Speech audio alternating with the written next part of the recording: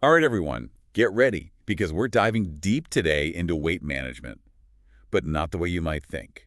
Forget those crazy diets. We're all about those everyday habits that can actually make a difference. You with me. Absolutely. It's the small changes that add up over time. Exactly. And to guide us, we've got two awesome sources. First, we've got excerpts from a Healthline article called, get this, 9 Proven Ways to Lose Weight Without Diet or Exercise. Without diet or exercise. Okay, Yeah. I'm intrigued. Right. And to make sure we're not just like throwing ideas around, we're also tapping into a YouTube video where Dr. Lane Norton breaks down the science of nutrition and fitness with Andrew Huberman. You know me, I'm all about those sneaky little shortcuts. Those hacks that make healthy living a little more, well, fun. Exactly. So the Healthline article starts with something so simple it kind of blew my mind. Chewing your food thoroughly. Like, really slowing down and chewing can actually help with weight management. You know, it's amazing how often we overlook the basics. But what's fascinating here is that chewing thoroughly gives your brain time to register that you're eating. It's like sending a signal that says, hey, we're getting fuel here. Ah, so it's not just about like shoving food down the hatch as quickly as possible. Right, and that can lead to feeling fuller sooner, which means you might naturally eat less. So it's not about depriving yourself. It's about giving your brain a chance to catch up with your stomach. Exactly. And this all ties into the bigger picture of mindful eating. Mindful eating. Okay, I'm listening. Putting away your phone, turning off the TV, really savoring each bite at all helps you connect with your body's signals, like hunger and fullness. All right, confession time. I am so guilty of the dinner and Netflix combo. But I'm starting to see a theme here. Small tweaks, big Yeah. impact. Which brings us to another star player that pops up in both our sources. Protein. Why is protein such a weight management MVP? Oh, protein is a powerhouse when it comes to weight. Hit me with the highlights. Well, first of all, it boosts your metabolism. So you're burning more calories just by digesting it. Exactly. Plus, it keeps you feeling fuller for longer. Okay, that's a big one for me. Those cravings can be brutal. And here's a bonus. Protein helps preserve your muscle mass, especially important if you're trying to lose weight. So it's a triple threat. Burns more calories, keeps you full, and helps you hold on to that muscle. I'm sold. And to really showcase its power, Dr. Norton highlights a 2020 study in his video where people who ate a high-protein breakfast ended up eating about 400 fewer calories throughout the day. 400 calories. Now that's what I'm talking about. So what's the magic number for protein intake? Well, Dr. Norton recommends about 1.6 grams of protein per kilogram of body weight, which is roughly zero point 0.7 grams per pound. Okay, that gives me a starting point. And both sources offer some great examples of protein-rich foods. You've got your classics like chicken breast, fish, Greek yogurt, but also things like lentils, quinoa, even almonds. So there's something for everyone. Now, before we jump into the next topic, I want to give a shout out to something special we have for you. If you're loving this deep dive and want to take things to the next level, we've got a link in the description to a custom keto diet plan. It's at https://tinyurl.com. Your own keto. Check it out if you're ready for a more personalized approach to weight management. All right, back to our sources. This next one is music to my ears, and I'm guessing it will be for a lot of you too. Cooking at home is actually linked to better weight management. Makes sense, right? I mean, I love to eat out as much as the next person. But the Healthline article mentions that people who cook more at home tend to gain less weight. There's definitely something to be said for having control over what goes into your food. When you cook at home, you're more likely to use fresh ingredients and avoid those sneaky processed foods. Plus, you're in charge of the portion sizes. Exactly. Speaking of being in charge, both sources stress the importance of hydration. Ah, yes, the power of H2O. It seems like the simplest thing, but I know I don't always get enough water. Well, water plays a surprisingly big role in weight management. Like, how so? Think about it. It helps flush out toxins, keeps you feeling full, and it even supports your metabolism. Okay, I'm starting to feel thirsty just thinking about it. The Academy of Nutrition and Dietetics recommends at least 15.5 cups a day for men and 11.5 cups for women. Okay, that's a good goal to aim for. And I'm guessing those sugary drinks don't count toward our water intake. Definitely not. Swapping out soda, juice, or those fancy coffee concoctions for plain water or unsweetened tea can make a big difference. That's all about those simple swaps, right? Exactly. Small changes, big impact. Speaking of things that can derail our best intentions, Yeah. let's talk about the trifecta of doom: sleep, stress, and sugar. I swear, stress turns me into a bottomless pit of cravings. You're definitely not alone there. And you know what's fascinating is how lack of sleep and stress really mess with your hormones, Yeah. specifically leptin, ghrelin, and cortisol. Okay, remind me what those do again. Well, these hormones are all involved in regulating your appetite. And when they're out of whack, it can lead to increased hunger and cravings. So it's like our bodies are working against us. It can definitely feel that way. That's why prioritizing sleep and managing stress are crucial for weight management. So what should we be aiming for in terms of sleep? Well, the CDC recommends at least 7 hours of sleep per night for adults. 7 hours, got it. And what about stress? Any tips for taming that beast? Finding ways to de-stress, whether it's yoga, meditation, or just taking a walk in nature, can make a big difference. It's all about finding those healthy coping mechanisms, right? Exactly. Now, let's tackle the sugar monster, particularly those sugary drinks. Oh boy, those are my weakness. Well, they're a major culprit when it comes to weight gain and other health issues. And here's the thing, liquid calories just don't register with our brains the same way solid food does. What do you mean? You could drink a sugary soda with hundreds of calories and still feel hungry afterwards, while a smaller, solid food snack with fewer calories might actually satisfy you. So it's like they slip past our fullness radar. Exactly. And there's research to back this up.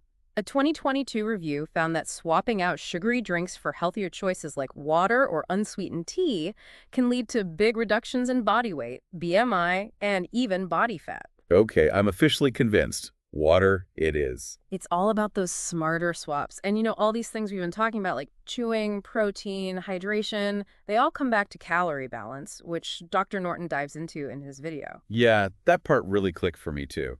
Dr. Norton explains it so clearly, calories in versus calories out. Seems simple, but it's easy to forget sometimes. Absolutely. It's the foundation of weight management. But here's where it gets interesting. Dr. Norton actually cautions against relying too heavily on calorie trackers. Really? I thought those were supposed to be helpful. They can be, but they're not always accurate and can make us overly focused on numbers. So it's about finding that balance between awareness and not obsessing over every calorie. Exactly. It's about finding what works for you and creating a sustainable approach. Speaking of personalized approaches, remember we have that link in the description for a custom keto diet plan. https://tinyurl.com/yourownketo. It's a great resource if you're looking for a more tailored approach to weight management. Okay, let's talk about fiber. Dr. Norton raves about it in his video, and honestly, I think I need to up my fiber game. What's so amazing about fiber? Well, fiber really is your gut's best friend. It helps keep things moving smoothly, keeps you feeling fuller for longer, and even plays a role in regulating blood sugar levels. Okay, that all sounds good, but tell me more. Well, Dr. Norton mentions this huge meta-analysis in his video.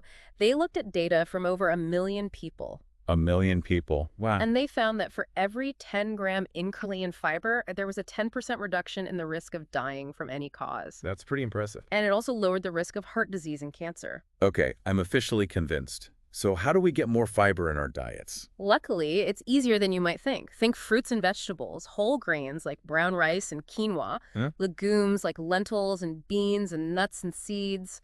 Delicious and good for you. Now, before we move on, I'm curious about two other things Dr. Norton brought up in the video. Neat and artificial sweeteners. Can you break those down for us? Sure, let's start with NEAT. That stands for non-exercise activity thermogenesis. Okay, that sounds really complicated. What does that actually mean? It's basically all the energy you expend outside of structured exercise. So what kind of things? Things like walking, fidgeting, even just standing up instead of sitting. So basically just moving more throughout the day. Exactly. And increasing your NEAT can have a big impact on your overall calorie expenditure. It all adds up. I like it. Now, what about artificial sweeteners? I feel like I'm always hearing conflicting information about those. Yeah, it's definitely a controversial topic. There's a lot of debate about their potential impact on our health, especially on the gut microbiome. The gut microbiome. That seems to be a hot topic lately. It is, and Dr. Norton makes an interesting point. We don't actually have a clear picture of what a perfectly healthy microbiome looks like. Because it's still a bit of a mystery. In many ways, yes. And not all artificial sweeteners are created equal. They have different chemical structures, and they interact with our bodies in different ways. So, what's the bottom line? Should we be avoiding them altogether? It's really about context and individual choices. What do you mean? Well, if you enjoy diet soda and it helps you avoid sugary drinks, that's likely a net positive for your health. But if you're concerned about potential side effects, there are always alternatives like water, unsweetened tea, or naturally flavored sparkling water. It's about finding what works best for each person. Absolutely. What works for one person might not work for another. It goes back to that personalized approach we were talking about. And speaking of personalized approaches, remember that link in the description for a custom keto diet plan. It's at https://tinyurl.com, your own keto. If you're interested in exploring a plan that's tailored to your unique needs and goals. Okay, let's shift gears and talk about intermittent fasting. It seems like everyone has an opinion on it. What's the science say? Intermittent fasting has definitely gained popularity, and while it can be a helpful tool for some people, it's not a magic bullet. It all comes back to that fundamental principle of calorie balance. Right, calories in versus calories out. Exactly. If you're restricting your eating window but still consuming more calories than you're burning, you're not going to see the results you're looking for. So it's not just about when you eat, it's about how much you eat overall. Exactly. Intermittent fasting can help some people by reducing their eating window, but it's not inherently superior to other methods of managing your calorie intake. That makes sense. Mm. Now, Dr. Norton mentions an interesting study about intermittent fasting and muscle growth. Can you tell us more about that? Sure. This study compared two groups of rats. One group ate all their food within a 4-hour window, while the other group had access to food all day long. But here's the key. Both groups ate the same total number of calories and the same amount of protein. Okay. And get this, there was no difference in muscle growth between the two groups. So intermittent fasting didn't hinder muscle growth. That's kind of surprising. Yeah, it's a common misconception. This study highlights that as long as you're hitting your protein targets and creating a calorie surplus overall, you can still build muscle, even with intermittent fasting. Okay, that's good to know. We've covered so much ground in this deep dive: protein, fiber, artificial sweeteners, intermittent fasting. It's a lot to take in. It is, but the key takeaway here is that there are so many different tools and strategies available when it comes to weight management. It's not one size fits all. Exactly. It's about finding what works best for you and your body. And if you're feeling overwhelmed and want some personalized guidance, remember we have that link in the description for a custom keto diet plan, https://tinyurl.com/your-own-keto. It might be the perfect solution for you. Okay, let's talk about something I think we can all relate to: food cravings. Any tips for taming those inner demons? Well, cravings are totally normal. They're driven by a complex mix of hormones, emotions, and even environmental cues. So how do we deal with them? Well, one of the most effective ways to manage cravings is to make sure you're eating a balanced diet with enough protein and fiber. When you're properly nourished, those cravings tend to be less intense and less frequent. So it's about giving our bodies what they need rather than constantly fighting those cravings. Exactly. And if a craving does strike, try to pause and ask yourself, am I truly hungry, or is this a craving driven by something else? Like stress or boredom. Exactly. Once you pinpoint the trigger, you can find healthier ways to cope. It's all about being mindful and recognizing those patterns. Now, here's a question that's been on my mind. Are all calories created equal? I mean, a calorie is a calorie, right? It's a great question, and it's one that often sparks debate. Technically speaking, a calorie is a unit of energy. So in that sense, yes, all calories are created equal. However, the way our bodies process and use calories from different foods can vary quite a bit. So it's not as simple as just counting calories. Not always. Think about it this way. A 100-calorie snack pack of cookies and 100 calories worth of almonds might have the same calorie count, but they'll have very different effects on your body. I have a feeling the almonds are going to win this round. They are.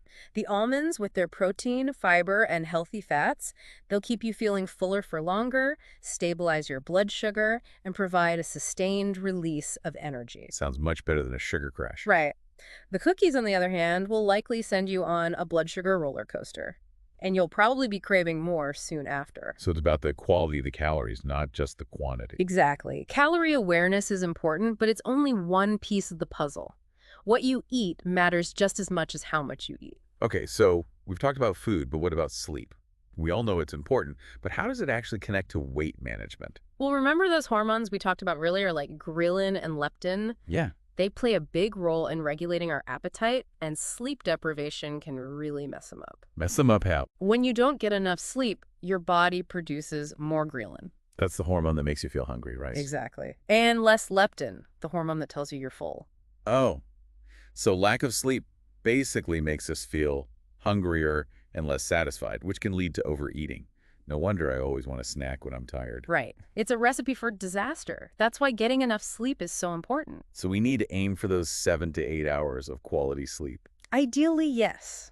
But I know life gets busy. Tell me about it. So, any tips for damage control when we do have to sacrifice sleep? Absolutely. Being mindful of your food choices when you're tired is key. Focus on those nutrient-rich foods that will give you sustained energy and help stabilize your blood sugar. So like protein, fiber, and healthy fats. You got it. So those late-night chips and ice cream binges, probably not the best idea. Okay, those are officially off the menu. What about stress? I know stress can turn me into a snack monster. Oh, stress is a big one. When we're stressed, our bodies release a hormone called cortisol. Cortisol. Isn't that like a bad thing? Well, it's actually essential for survival in short bursts. So like in an emergency. Exactly. But when it's chronically elevated, it can lead to a lot of issues, including weight gain. Especially around the belly, right? Yep. That's why finding healthy ways to manage stress is so important. So things like exercise, meditation, spending time in nature. All of those can help lower cortisol levels. It's like self-care is actually a necessity, not just a luxury. Exactly. And what about from a nutritional standpoint? Yeah, does food play a role in managing stress? Absolutely. A balanced diet with plenty of those nutrient-rich foods can really help support your body's stress response. Okay, so we've talked about a ton of different strategies and approaches, but I have to ask, is there a best diet for weight management?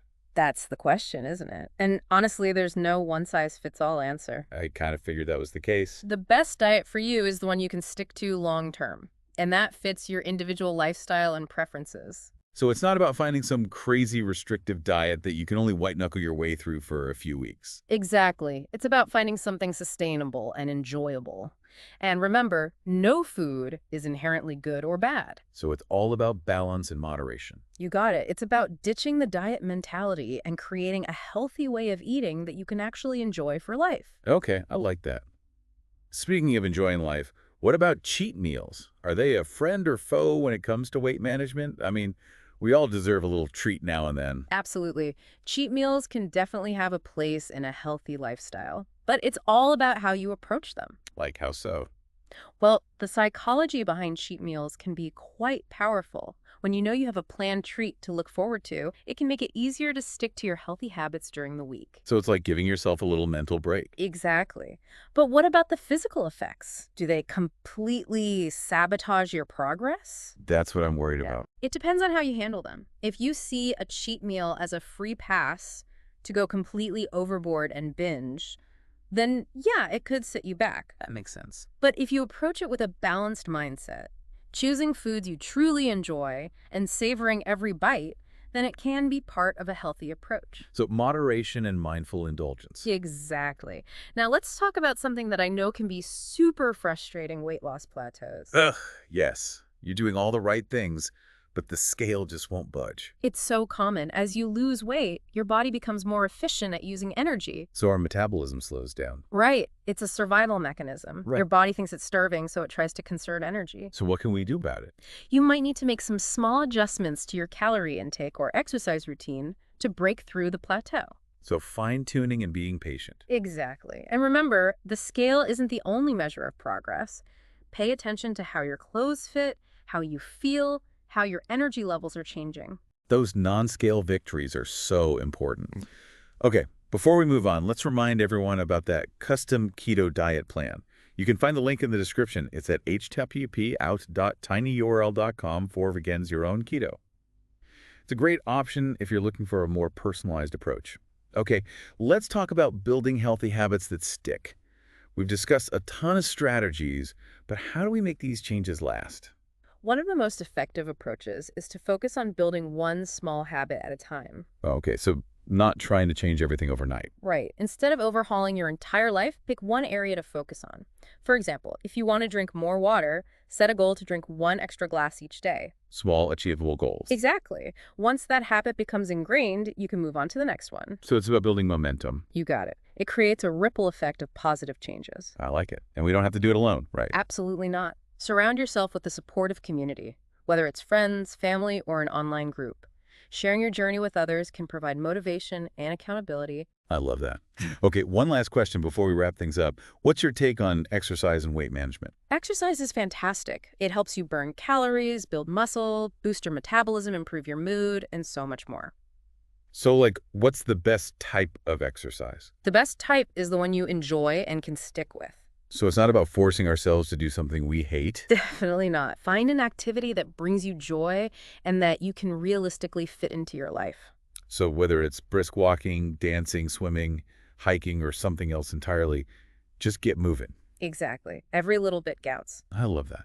Finding joy in movement and treating our bodies with kindness. It's a journey, not a destination. This has been an awesome deep dive. We've learned so much about weight management, from the power of protein and fiber to the importance of sleep, stress management, and mindful eating. It's all about finding what works best for you and creating sustainable habits that you can enjoy for life. And if you're looking for a more personalized approach, don't forget to check out that custom keto diet plan. The link is in the description at https://tinyurl.com/work-your-own-keto. Thanks for joining us, everyone. Remember, you are capable of achieving your health goals. Believe in yourself, stay consistent, and never give up. Until next time.